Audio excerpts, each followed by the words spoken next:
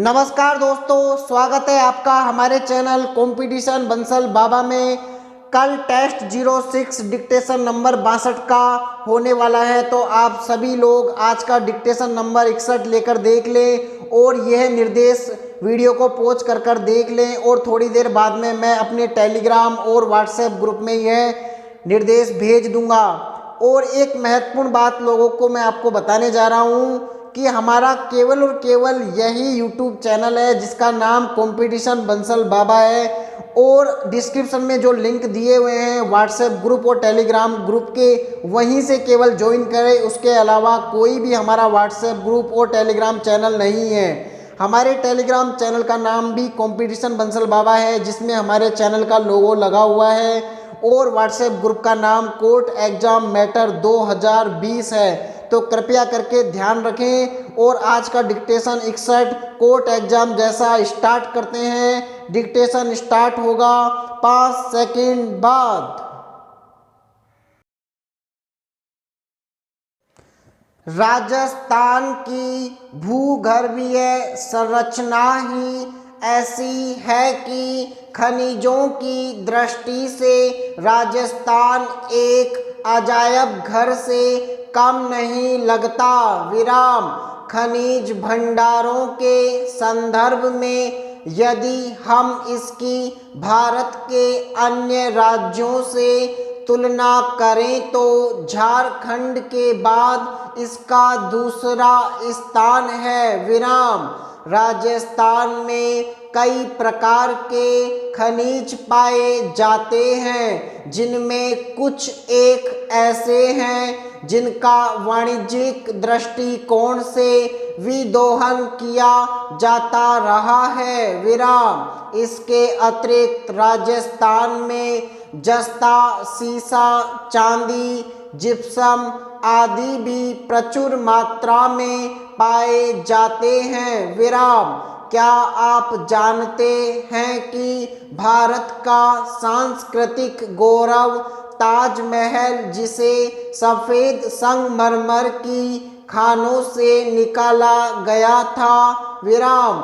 संगमरमर के अलावा राजस्थान में बलुआ पत्थर तथा चूना पत्थर भी अधिक मात्रा में मिलते हैं। विराम। पैरा।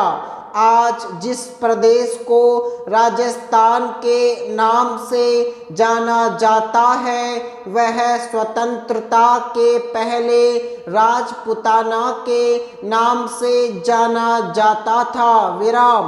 राजपुताना यानी राजपूतों की भूमि। विराम। राजपुताना में अनेक रियासतें थी। विराम। जिन पर यहाँ के शासक अंग्रेज सरकार की देख रेख में शासन चलाते थे। विराम। अजमेर मेरवाड़ा का इलाका सीधे अंग्रेजों के अधीन था। विराम। स्वतंत्रता के बाद इन सब इलाकों को इकट्ठा करके वर्तमान राजस्थान राज्य बना। विराम। पैरा। भारत हमेशा आज़ादी का हिमायती रहा है। विराम। यही कारण है कि भारत ने दुनिया में अपनी संस्कृति का तो विस्तार किया, किंतु राजनीतिक उपनिवेश स्थापित नहीं किए। विराम। कतिपय विदेशी लोग यहाँ की धन संपत्ति को लूटने के लिए हिंदुस्तान आए, तो कुछ लोग व्यापारी बनकर व्यापार करने आए। विराम। धीरे धीरे उन्होंने यहाँ पर राज्य स्थापित करने की कोशिश की। विराम। किंतु जैसे ही यहाँ के लोगों को लगा कि हमें गुलाम बनाने की कोशिश की जा रही है, तो तुरंत उनके खिलाफ संघर्ष प्रारंभ हो गया। विराम। यह संघर्ष अनवरत चलता रहा। विराम। इस तरह इस देश में विदेशियों के खिलाफ राष्ट्रीय आंदोलन की प्रक्रिया सतत रूप से चल रही थी। विराम।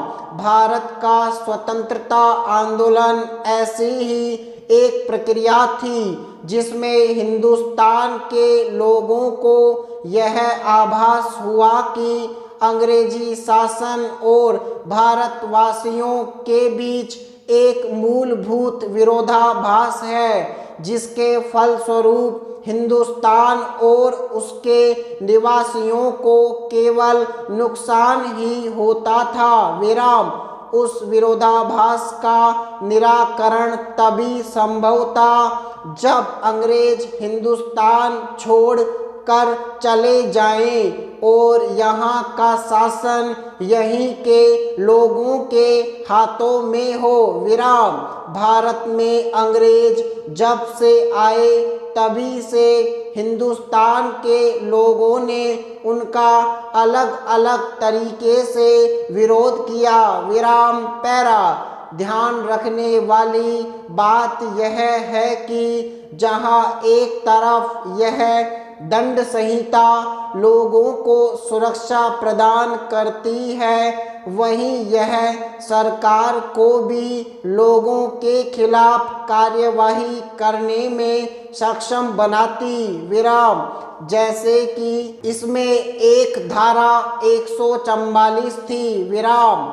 इस धारा का सरकार खुलकर उपयोग करती। विराम। यदि लोग सरकार का विरोध करने के लिए कभी एकत्रित होते या उनके एकत्रित होने की आशंका होती तो सरकार धारा 144 लगा देती। विराम। इसके तहत 5 से ज़्यादा लोगों के इकट्ठा होने पर सरकार उन पर कार्यवाही कर सकती थी। विराम। यह कहकर कि लोग शांति के माहौल को बिगाड़ेंगे। विराम।